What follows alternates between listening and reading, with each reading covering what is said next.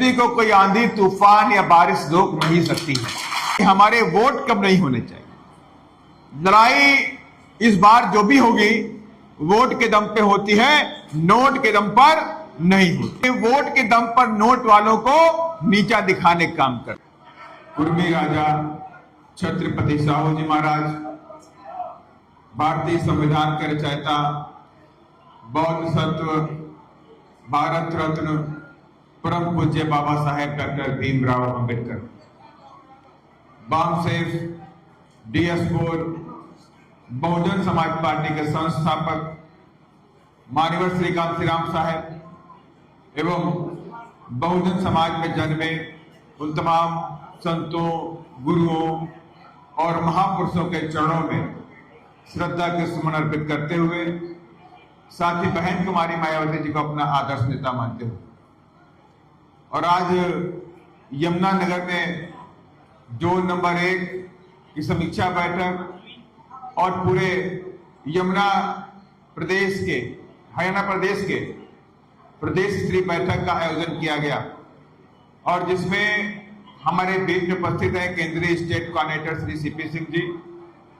प्रदेश के अध्यक्ष श्री कृष्ण जमालपुर जी, प्रदेश के प्रभारी विशाल गुर्जर जी, सहीराम जी, महेंद्र धानिया जी, महेंद्र तजोरिया जी, नेत्राम जी, पूर्व अध्यक्ष गुरमुख सिंह जी, धर्मपाल टिगरा जी, कर्नैल निगला जी, दलबीर खान जी, श्रीमती शकुंतला भट्टी जी, गोपाल राणा जी, श्री ब्रजपाल छप्पा जी, जय कुमार शर्मा जी, विनोद कुराड़ जी, मनोज ग्रोवर जी, मान सिंह जी, रामदास कणवाल जी, डॉक्टर जसबीर सिंह जी, प्रवीण कुराली जी, धर्मवीर सगेहा जी, राहुल कुमार जी, श्री संजीव, श्री गंगाराम जी, श्री रामस्वरूप जी, अभिषेक जी, कुलभूषण जी, विक्रम जी, कुलदीप जी और तमाम मेरे सामने बैठे बहुजन समाज पार्टी के जाबाज सिपाहियों, आप सभी लोगों को क्रांतिकारी जय भीम। निश्चित तौर से आज ये यमुनानगर की इस ऐतिहासिक बैठक में आप सभी ने अपने अपने संगठन की समीक्षा कराई और जिसमें यमुनानगर ने अपनी ताकत को दिखाया कि वाकई अगर हरियाणा में बात होती है कि यमुनानगर की, तो यमुनानगर में जाबाज कार्यकर्ताओं ने पूरा दम दिखाने का काम किया, काबिले तारीफ था। अंबाला के साथियों ने भी अपनी समीक्षा कराई, कुरुक्षेत्र के साथियों ने भी काम कराया अपना, लेकिन अभी तमाम ऐसे जिले हैं जहां भी ये काम नहीं बन पा रहा, तमाम प्रयासों के बाद भी काम नहीं बन पा रहा, जिसमें कुछ हद तक कैथल भी है। कैथल के साथी तो आए लेकिन समीक्षा उनकी बहुत अच्छी नहीं रही। इसके साथ ही पानीपत है, सोनीपत है और तमाम अन्य जिले भी। तो मैं चाहूंगा कि जो मुहिम चलाई गई है माननीय बहन जी के निर्देशन पर कि हमें बहुजन समाज पार्टी की जाबाज टीम खड़ी करनी है। भाई आवाज नहीं करिए आप लोग कि बहुजन समाज पार्टी की जाबाज टीम खड़ी करने को लेकर के, और ये ऐसा ही नहीं किया गया, ये पूरी तरह से हर मामले में प्रूफ करके तमाम बिंदुओं पे चर्चा करने के बाद ये शुरुआत की गई, जिसमें भले धीमे धीमे सही लेकिन धीरे धीरे बहुजन समाज पार्टी अपना दायरा बढ़ाते हुए नजर आ रही है। आज हरियाणा के अंदर बीएसपी के पास अपने तमाम कार्यकर्ता भी हैं, जिसमें हमने विधानसभा कमेटी की समीक्षा करी, तमाम सेक्टर के अध्यक्ष और सेक्टर के पदाधिकारी भी आए हैं। मैं उन सभी लोगों का तहे दिल से शुक्रगुजार हूं कि भारी बारिश के बाद भी, ऐसा मॉर्निंग में तो लग रहा था कि बारिश होने वाली और इस बारिश में मीटिंग हो पाएगी कि नहीं हो पाएगी, मन में अजीब अजीब बातें आ रही थी, लेकिन वाकई आपने ये दिखा दिया कि बीएसपी को कोई आंधी तूफान या बारिश रोक नहीं सकती है और बीएसपी चाह जाए तो करके दिखा देती। और यही मैं चाहता हूं कि अब ये कारवां किसी भी हालत में हरियाणा के अंदर रुकना नहीं चाहिए। और जिस स्पीड में आपने काम शुरू किया और भी तेजी के साथ में बढ़ना चाहिए। ये जो यमुनानगर की जो बात है, यमुनानगर से निकल करके उन तमाम जिलों के तक पहुंचनी चाहिए जहां पर बीएसपी कमजोर है। और चूंकि अभी अध्यक्ष जी ने मुझसे बोला कि एसआईआर को लेकर के भी बात रखनी है। साथियों, चूंकि मालूम है आप सभी लोगों को स्पेशल इंटेंसिव रिवीजन चल रहा है, माने कि एसआईआर, और इस एसआईआर में वोटों को जोड़ने का काम और वोटों को काटने का काम चल रहा है। अगर आपके साथी BLA 2 के रूप में हर बूथ पे उपलब्ध नहीं है या वहां पर उपलब्ध नहीं है, तो आपके कितने वोट लिस्ट से कट रहे हैं आपको नहीं मालूम हो पाएगा। दुश्मन ने अपने कितने वोट जुड़वाए हैं आपको नहीं मालूम हो पाएगा। विरोधी पार्टियों ने जानबूझ करके आपके कितने वोट कटवा दिए आपको नहीं मालूम हो पाएगा। इसीलिए मैंने कहा BLA 2 बहुत ही आवश्यक है, और BLA 2 अगर आपका होगा तो कोई भी आपके वोटों पे डाका नहीं डाल सकता। और इसको लेकर के आप तमाम तरह के आपको निर्देशन भी दिए गए कि हर हालत में आपको BLA 2 का अपॉइंट करना है। हर बूथ पे जो हमारे लोग हैं अपना वोट बचाने का, अपने वोटों को जोड़ने का काम करेंगे ताकि हमारे वोट कम नहीं होने चाहिए। लड़ाई इस बार जो भी होगी वोट के दम पे होती है, नोट के दम पर नहीं होती है। और बीएसपी हमेशा अपने वोट के दम पर नोट वालों को नीचा दिखाने का काम करती है। और इसके तमाम एग्जाम्पल आप सबके सामने है, चाहे वो झारखंड का एग्जाम्पल रहा हो, चाहे छत्तीसगढ़ का एग्जाम्पल रहा हो, चाहे आपका मध्य प्रदेश के रीवा की धरती का एग्जाम्पल रहा हो। वहां पे ऐसे गरीब से गरीब कार्यकर्ता जीत करके पहुंचे और तमाम बड़े बड़े रईसजादों को धूल चटाने का काम किया है। तो इसलिए मैंने कहा कि बीएसपी के ऊपर पैसे वालों का कोई फर्क नहीं पड़ता है। बीएसपी का एक एक कार्यकर्ता जाबाज सिपाही है जो चट्टान की तरह उन तमाम सामंतवादिता के उत्तर लड़ने का काम करता है। और इसलिए मैं ये भी चाहूंगा कि आज जो समीक्षा हुई उसमें मुझे लगा कि जो हमारे स्टेट के जो कोऑर्डिनेटर हैं उनकी भूमिका बहुत अच्छी दिखाई नहीं पड़ी। मैं फिर से कह रहा हूं, जो हमारे स्टेट कोऑर्डिनेटर हैं यमुनानगर के एरिया को छोड़ करके, कि विशाल जी ने, सही राम जी ने तो अपना काम दिखा दिया, सही दिखा दिया, लेकिन बाकी लोगों ने कोई काम दिखा नहीं पाया। चाहे वो धानिया जी रहे हो, चाहे महेंद्र जी रहे हो, चाहे नेतराम जी रहे हो, अभी ये काम अभी उस लेवल तक नहीं पहुंच पाया। मैं आप लोगों से कहना चाहता हूं कि अगर जब समीक्षा होगी, मैंने पावर दे रखी है आप लोगों को, मैंने पहले ही पावर दे रखी है, किसी भी जिले में कोई परिवर्तन करना है आप करिए। अगर कोई रिजल्ट नहीं आएगा तो आप जिम्मेदार होंगे। आपका मेंटेनेंस नहीं जमा होगा तो आप न जमा कराओ, मुझसे कोई मतलब नहीं, लेकिन आपको अपनी जेब से करना पड़ेगा। अब ये सिस्टम चलेगा नहीं। देखिए, पार्टी यहां सिस्टम में चलेगी, अनसिस्टमेटिक ढंग से बिल्कुल नहीं चलेगी। काम करने वाले हम उनको माला पहनाएंगे, जो काम करने वाले नहीं होंगे उनको नीचे बैठा देंगे।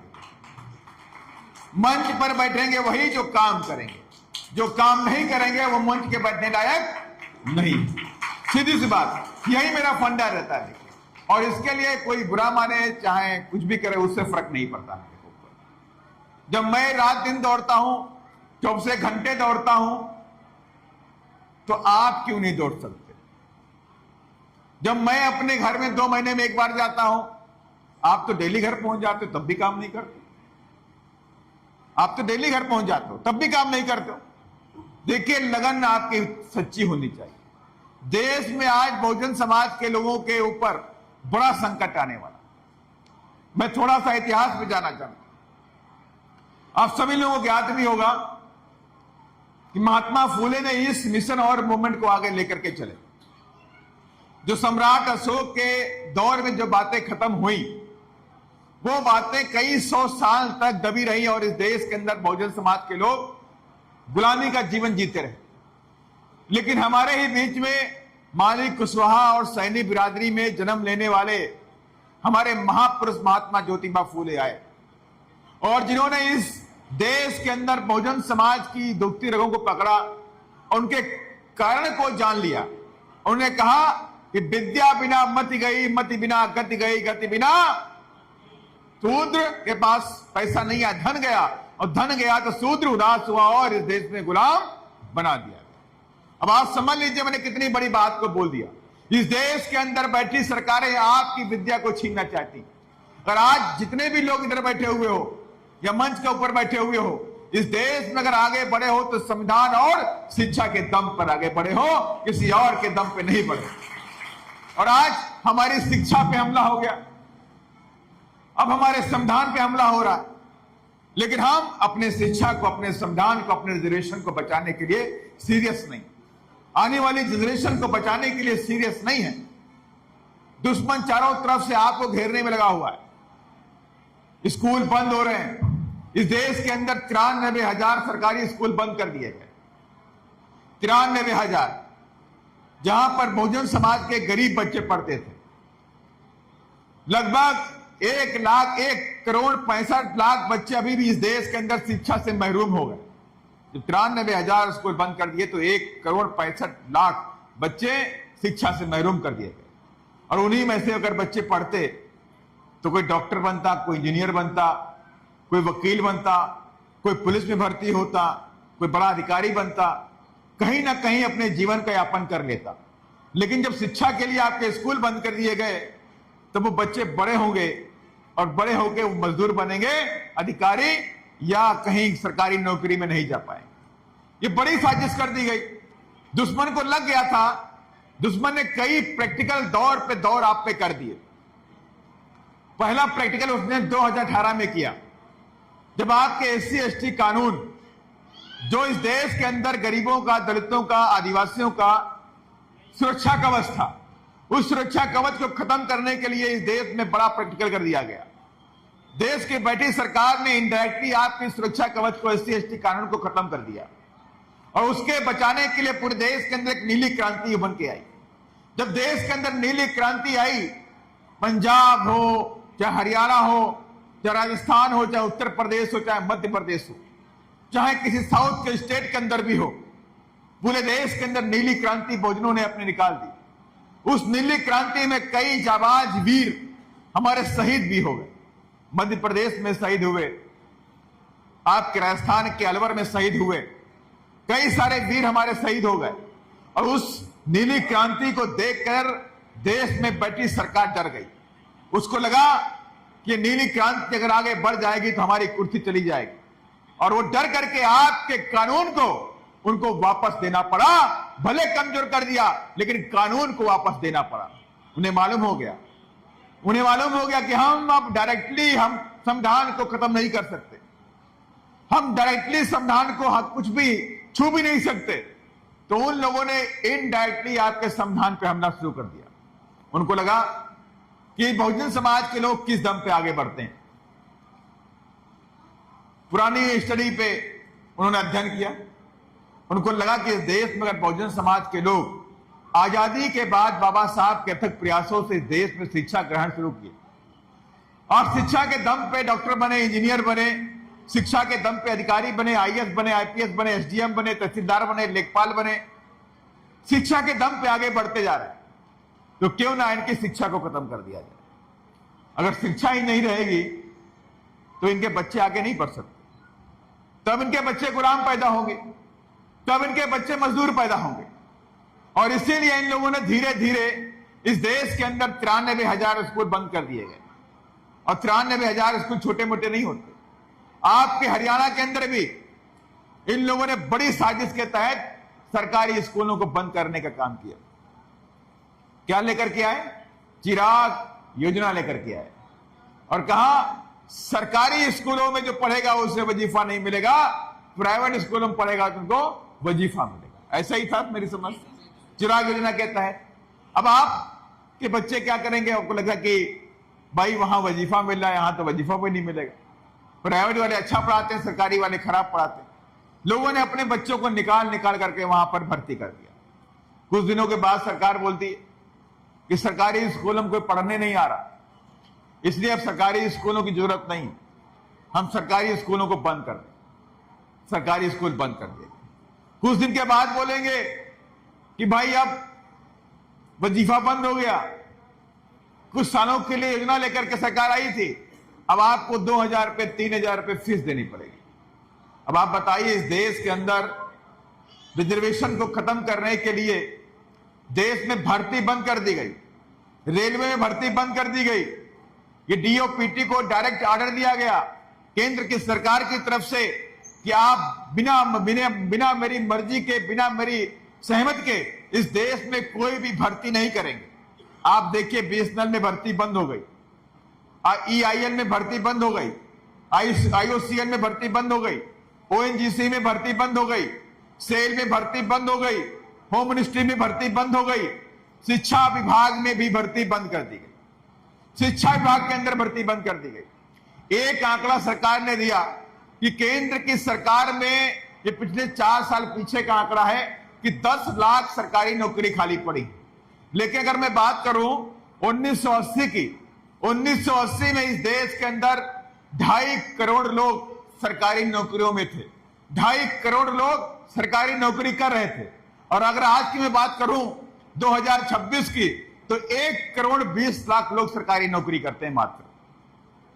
आप समझिए, 1980 में आपकी जो पॉपुलेशन होगी वो 90 करोड़ के आसपास रही होगी, 80 करोड़ के आसपास रही होगी। जब आज आप अब 145 से 150 करोड़ के आसपास पहुंचने वाले हैं, तब आपके पास उतनी नौकरी भी नहीं है जो 1980 के अंदर हुआ करती थी। अगर पॉपुलेशन के हिसाब से देख लें, सारे डाटा भी देख लें, ऑल इंडिया एम्प्लॉइज फेडरेशन का जो रिकॉर्ड है उसके हिसाब से भी देख लें, तो इस देश के अंदर आज भी 1 करोड़ 25 लाख से 30 लाख नौकरियां खाली पड़ी हैं, लेकिन सरकार उनको भरना नहीं चाहती। सरकार भरना नहीं चाहती है। इस देश के अंदर केंद्र सरकार के अंदर शिक्षा विभाग के अंदर कम से कम 87,000 नौकरी खाली पड़ी है, उसे भरना नहीं चाहती। क्यों नहीं भरना चाहती? क्योंकि अगर वो भर जाएगी, अगर 1 करोड़ 1.5 करोड़ 2 करोड़ नौकरी सरकारी निकालने का काम करेगी, तो उसमें SC ST OBC के बच्चों को रिजर्वेशन देना पड़ जाएगा।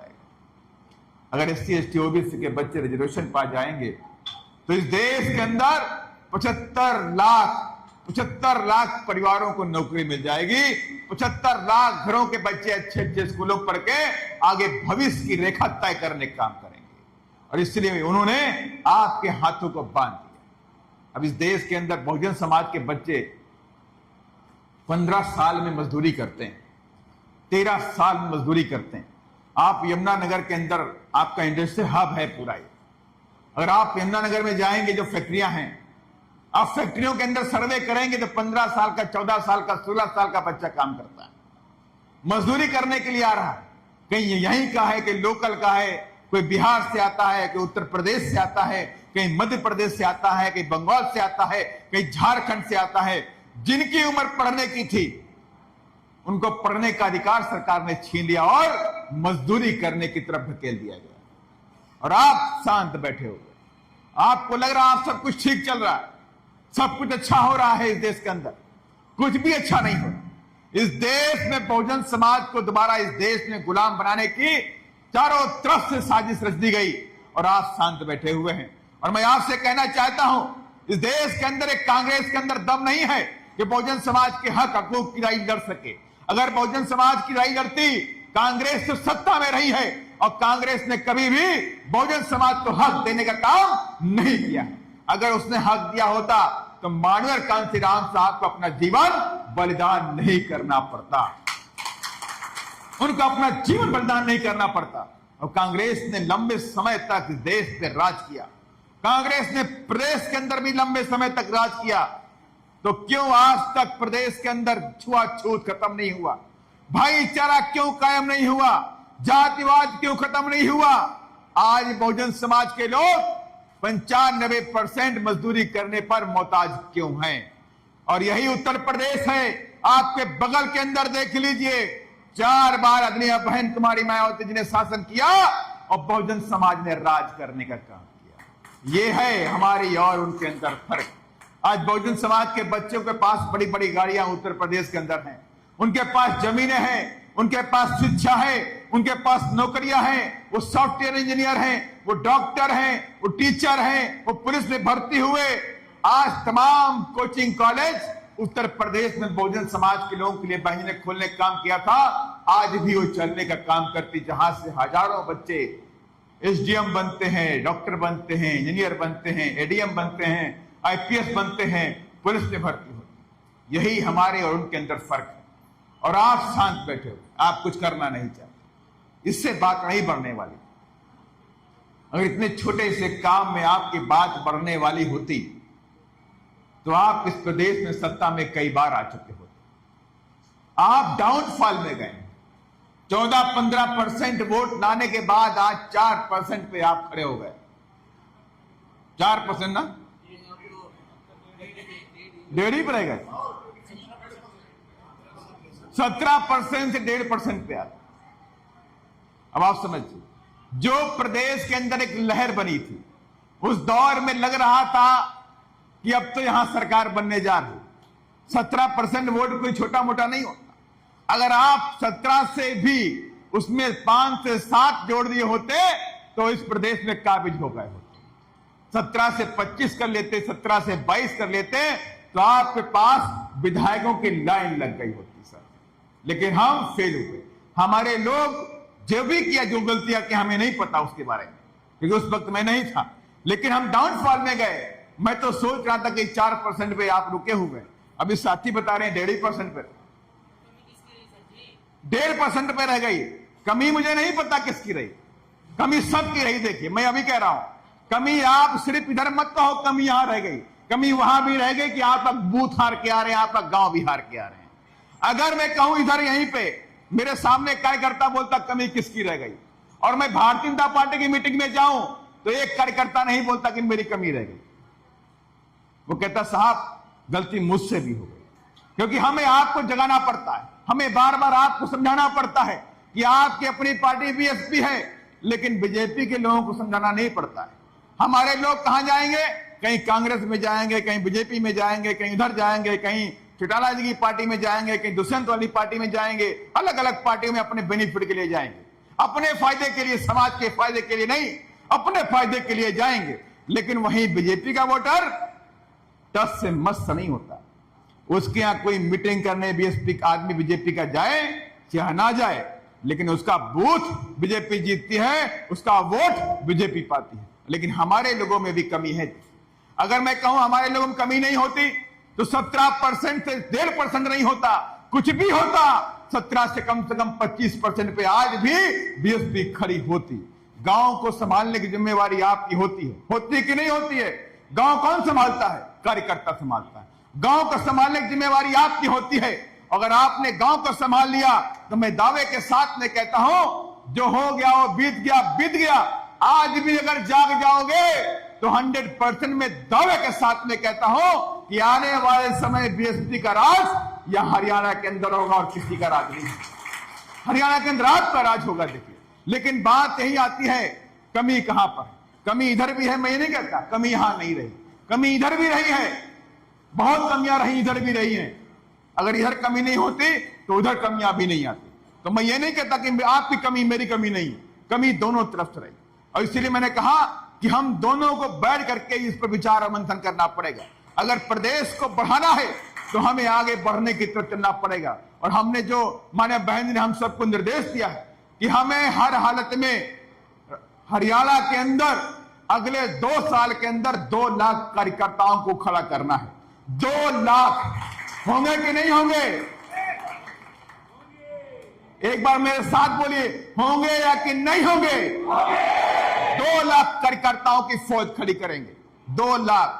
और 2 लाख कार्यकर्ताओं की मीटिंग माननीय बहन जी को बुला करके इसी हरियाणा में कराने का भी काम करेंगे।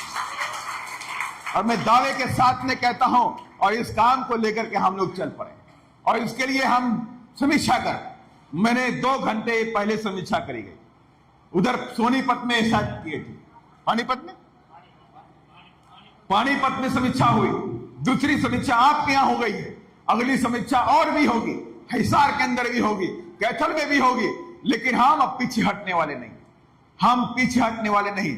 मैंने कहा ये जंग हमारी और आपकी अपनी नहीं है, हमारी और आपकी अपनी ये जंग नहीं है। ये जंग इस देश में आने वाले जनरेशन को बचाने की है, अपने बच्चों को गुलामी से बचाने के लिए देखी है। और ये जंग अगर हम हार गए, अगर ये जंग हार गए, तो हमारे आने वाली कौम, हमारे आने वाली जनरेशन इस देश में गुलाम बना दी जाएगी। और इसलिए कहा मैंने कि अब ये वक्त आ गया है, वक्त बार बार एक जैसा नहीं रहता। माननीय बहन जी ने 9 अक्टूबर की रैली में उत्तर प्रदेश में कहा कि पार्टी का समय बदलता रहता है। ये नहीं है कि हम सत्ता में आए फिर डाउनफॉल में आ गए, हमेशा डाउनफॉल में नहीं रहने वाले।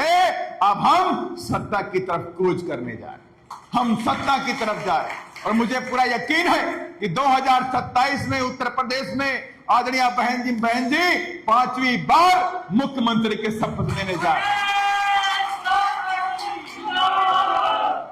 और माननीय बहन जी ने आगाह कर दिया है कि इस बार कुछ भी हो जाए, जितनी भी ताकत लगानी पड़े मैं ताकत लगाऊंगी और अपने बहुजन समाज को 5वीं बार सत्ता में लेकर के आऊंगी। ये माननीय बहन जी ने आह्वान कर दिया। और ये आह्वान हमें हरियाणा से बोलना पड़ेगा कि माननीय बहन जी आप उधर मुख्यमंत्री बनो और हम हरियाणा में बीएसपी की सरकार बनाएंगे और केंद्र में फिर माननीय बहन जी को प्रधानमंत्री बनाएंगे। जब तक ये आह्वान हम नहीं करेंगे, अंदर से नहीं सोचेंगे कि हमें अपनी पार्टी को हर स्तर पे मजबूत करना है, बूथ पे जाके मजबूत करना है।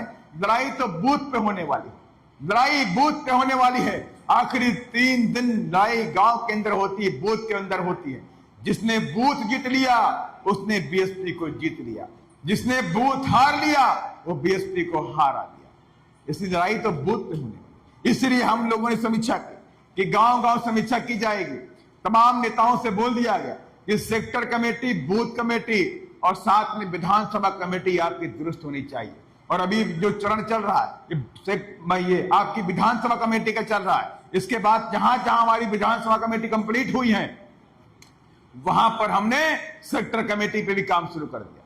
सेक्टर कमेटी जहां बन रही है तो वहां हमने बूथ कमेटी पे काम शुरू कर दिया है। क्योंकि अभी एसआईआर चल रहा है। एसआईआर को देखते हुए पूरे प्रदेश के अंदर जहां जहां भी एसआईआर चल रही है, जैसे आपकी पंजाब में चल रही है, आपकी राजस्थान में चल रही है, आपकी ये राजस्थान में हो गई, पंजाब में चल रही है, दिल्ली में शुरू हो गई है, हरियाणा में चल रही है, तो यहां पर हमने हर बूथ पर BLA 2 बनाने का काम किया। अब BLA 2 के पास पावर होती है, जब पार्टी उसको अपॉइंट करती है तो फॉर्म पे वो साइन करता है। किसी का नाम जोड़ना है तो वो साइन कर देगा, किसी का नाम चेक करना है तो लिस्ट को चेक करेगा। हमने बूथ के ऊपर BLA 2 का जो काम है बहुत इंपॉर्टेंट होने वाला है। मैंने इसलिए कहा कि सपोज करिए कि किसी भी लिस्ट को उसने चुनाव आयोग ने निकाल दिया, अब उस लिस्ट को हर व्यक्ति नहीं पढ़ सकता, हर वोटर उसको नहीं पढ़ सकता, लेकिन हमारा BLA 2 है तो लिस्ट के पन्ने को उठाएगा और उसमें नाम को चेक करेगा कि भाई रमेश के घर के चारों वोट हैं कि नहीं है। देखेगा रमेश के घर के चारों वोट हैं, देखिए हमारे घर के चारों वोट हैं, हमारे पड़ोस के घर के चारों वोट हैं, माने कि सबके घर के सब वोट लिस्ट में हैं। अगर किसी का भी नाम छूट गया तो वो वहीं पे टिक करेगा कि भाई इस घर के 2 वोट हमारे कम हो गए, 2 वोट का नाम नहीं जुड़ा है। वो तुरंत जाकर के उसका फॉर्म भरेगा, तुरंत जाके उसे फॉर्म भरेगा और उस घर में जाकर उनको समझाने का काम करेगा और उनसे कहेगा आप साइन करो, फॉर्म करो, मैं ये फॉर्म वहां पे BLO को जमा करके आऊंगा। जब फॉर्म BLO पर जमा हो जाएगा तो आपका जो नाम है अगली लिस्ट में जुड़ के फिर आएगा। अगर गलती से आपने वो नाम भूल गए, आपने BLA 2 को दोबारा BLO को आपने नाम नहीं दिया, पहली लिस्ट में भी नहीं था और दूसरी लिस्ट में आपने जोड़ने का भी नाम नहीं दिया, तब समस्या है। फिर ये नाम आपका नहीं आने वाला, फिर ये नाम आपका कट गया, फिर नहीं जुड़ने वाला है आपका नाम। और यही वो लोग चाहते हैं कि आपका नाम हम लिस्ट से काटें।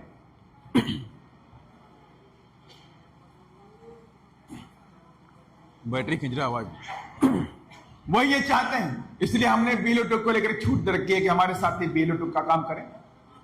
और मैं आपसे वादा करता हूं, देखिए मैं लंबी चौड़ी बातें नहीं करता, मैं छोटा कार्य करता हूं, मैं आपके बीच में छोटा कार्य करता हूं और छोटे कार्यकर्ता के नाम से मैं आपसे वादा करता हूं कि मैं आप सबके सहयोग से मैं इतना काम तो कर दूंगा कि अगले 2 साल में BSP के 2 लाख वर्कर हरियाणा के अंदर खड़ा करके रखा।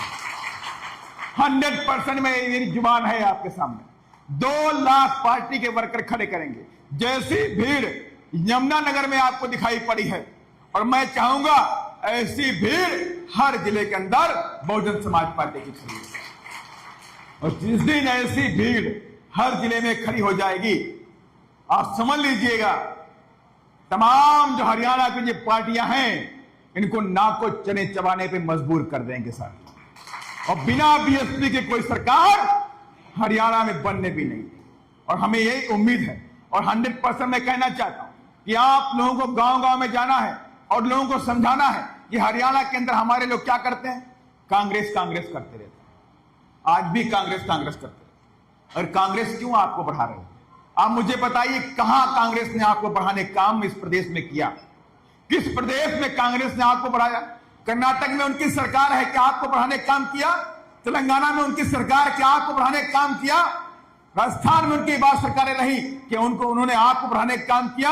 मध्य प्रदेश में उनकी उससे पहले सरकार रही, क्या आपको बढ़ाने का काम किया? नहीं किया। 2018 की मैं बात बता रहा हूं।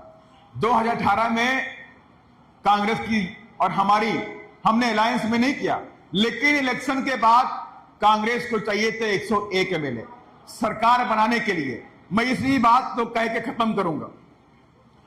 2018 की बात है, उधर चुनाव हुआ राजस्थान के अंदर। कांग्रेस को सरकार बनाने के लिए चाहिए 101 वोट, लेकिन वो 99 पे अटक गई। 99 पे पहुंची, 101 नहीं पहुंचे, 2 विधायक कम पड़ गए उसके बहुमत से। और बीजेपी एक्टिव हो गई। बीजेपी सत्ता में उससे पहले थी, वो एक्टिव हो गई। उसने तमाम अलग अलग लोगों को तोड़ लिया। अब कांग्रेस की सरकार नहीं बन रही थी।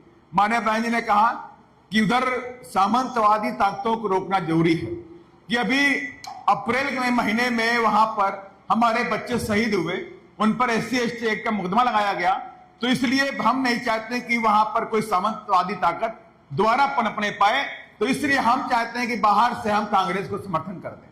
हम लोगों ने बाहर से माननीय बहन जी के निर्देशन में कांग्रेस की सरकार बनी। जब 6 एमएलए हमारे बने हुए थे, तो 6 के 6 एमएलए ने हमारा सपोर्ट हो गया। अब उनके पास कितने हो गए? 105 हो गए। और चाहिए कितने थे? 101 चाहिए था। उनकी सरकार बन गई। सरकार हमने बना दी, सरकार चलती भी रही। फिर हमने उनसे बात करी। हमने कहा, भाई हम आपसे कोई मंत्री पद नहीं मांग रहे, हम आपसे कोई डिमांड भी हमारी नहीं है। हमारी एक डिमांड है कि जो 2018 में अप्रैल में SC/ST बच्चों के ऊपर जो मुकदमे लगाए गए, अपने संवैधानिक कवच को बचाने के लिए, SC/ST एक्ट को बचाने के लिए, उन मुकदमों को आप खत्म कर दीजिए। उनके मुख्यमंत्री ने कहा ठीक है, मैं सोचूंगा इसके ऊपर। लेकिन क्या हुआ? रात में हमारे विधायक तोड़ लिए। माने सरकार हमारी थी, हमने बनवाई, और उन्होंने हमारी पीठ पे छुरा घोंप दिया, हमारे विधायकों को तोड़ लिया सर। और इसलिए मैंने कहा, ये कांग्रेस कभी भी आपकी अपनी नहीं हो सकती, कभी आपकी अपनी नहीं हो सकती। इसलिए और भी एग्जाम्पल मेरे सामने। अभी पार्लियामेंट का चुनाव हुआ, आपका चुनाव थी खजुराहो सीट पड़ती है। खजुराहो में कांग्रेस का प्रत्याशी ने पर्चा विड्रॉ कर लिया। लोकसभा की मैं बात कर रहा हूं, एग्जाम्पल, लास्ट एग्जाम्पल। उसके बाद क्या हुआ? बीएसपी का प्रत्याशी और बीजेपी का प्रत्याशी, बीएसपी के प्रत्याशी में दबाव बनाया गया, पर्चा विड्रॉ कर ले भाई। बीएसपी ने कहा मैं पर्चा विड्रॉ नहीं करूंगा। अब जो भी जंग होगी वो मैदान जंग में होगी, हम विड्रॉ नहीं करने जा रहे हैं। और चुनाव हुआ। अब कांग्रेस को लगा कि यहां बीएसपी जीत जाएगी, और बीएसपी को रोकने के लिए कांग्रेस के लोगों ने क्या किया?